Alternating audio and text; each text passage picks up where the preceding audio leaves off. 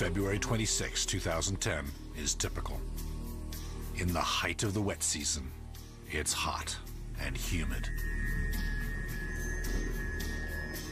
Suddenly, a storm erupts.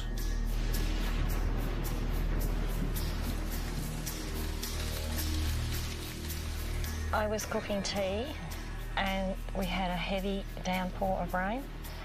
It was really, really loud. I heard yelling and screaming.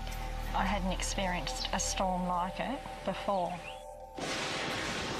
This is the area over here Where I witnessed the local Indigenous people catching what I thought was hail. It's not hail.